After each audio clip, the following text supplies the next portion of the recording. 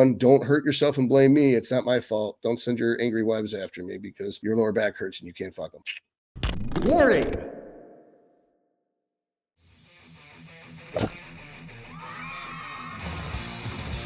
You're watching Dr. Todd Lee TV, where theoretically you could learn a bunch of cool shit.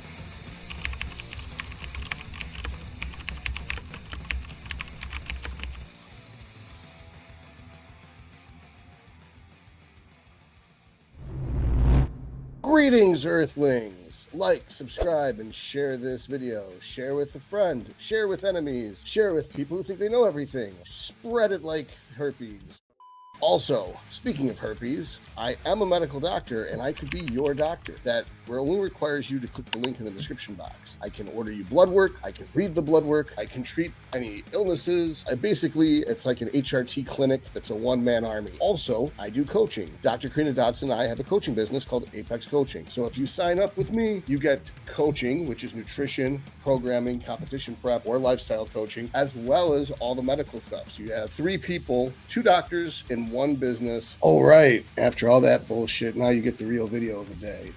It's how to get big fucking legs. Basically about how to grow muscle. Like, I've done all these videos about how to use steroids to grow, but chances are the diet's fucked, the training's fucked, the programming's fucked, everything's fucked. Because I'm a cynic, I just go into things assuming that, well, I actually assume everyone knows what they're doing, and then you find out, there's people out there that think carb is steak. I mean, that steak is carbs. See, I even fuck up sometimes. But the point is, it's going to be basically picking the right exercises and why on how to grow big legs and how to program things appropriately. The most important thing is for you to look at your body or have a professional look at your body and tell you where you need to grow. Now, the big question is, are you a bodybuilder or are you just someone who wants to look big? There's a huge difference that most people never are seen in shorts or short shorts, so their legs don't matter. That's why most guys don't have good legs, because they don't care. It's not going to help you get girls or whatever, or look good. To bodybuilding, legs are the be-all end-all because no one else has them. Just 212 and open are the only divisions that are leg-dominant divisions, and it's what separates the men from the boys. It's basically lets you know how hardcore someone is up here is how big their legs are. There's some raw concepts you have to understand. So these are borrowed from Dr. Mike Israetel from Renaissance periodization, and that's raw stimulus magnitude. It's the raw stimulus magnitude of an exercise is how much that exercise stimulates growth. Fatigue is how negative the cost of doing the workout. And then the stimulus to fatigue ratio is how valuable that exercise actually is. So when we talk about fatigue, it's systemic fatigue versus localized fatigue. If you get properly localized fatigued in a muscle, you might be sore the next day. You shouldn't train the muscle again until it's not sore. When you stimulate a muscle, it's only going to grow for about 3 days. So if you're sore for more than 3 days, you're spending all these resources to recover, you're not growing. So you need to be sore for 1 day, lets you know for sure you hit it hard enough. You could have hit it just right, Goldilocks. You could have done Goldilocks number of sets and you feel no soreness, but you maximally stimulated the muscle. And had you done 1 more set, you would have been a little sore, which means you would have grown a little less because resources had to go to repairing and not towards growing. All right, so this almost should be a video about the basic premise of growing, but no one would fucking watch that because like, I know how to grow muscle, I just lift weights. You want to get localized soreness. Now, here's the thing is you're like, well, I want to hit legs. I want to throw a ton of, I'm not sore. I'm going to throw more volume at my legs, but your total systemic fatigue might go up. Even if you're not getting sore in your legs, you might get worn down. You might have a hard time sleeping. You may not have much of an appetite. You may not be getting pumps in other body parts. You may get a cold. These are all signs that you have too much fatigue. It means you either need to deload. It means you have just too much total volume. So if you're going to prioritize legs, you have to take sets away from back and chest. Quads, simple.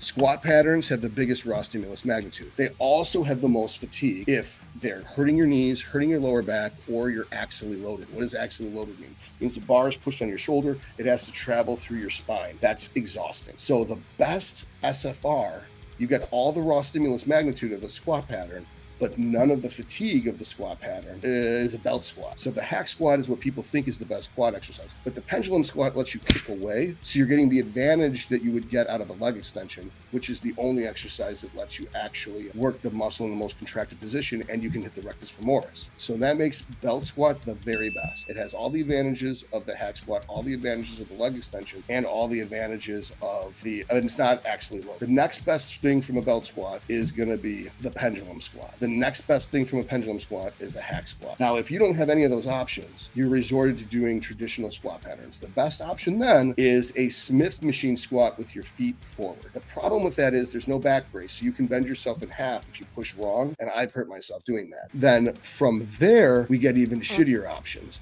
Basically, what you would want to do is do a front squat with your heels up on plates or on wedges or in squat shoes. Then the next step back from that is a high bar squat. And the very worst option of all is a barbell low bar back squat. It's pretty much almost all glute. Your shin is pretty much straight vertical. There's almost no moment arm on your knee. You're not going to get much quads out of that. That's why powerlifters have huge asses and no legs, is from that stupid barbell back squat.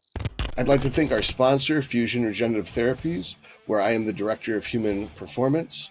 This is the practice in which I practice medicine.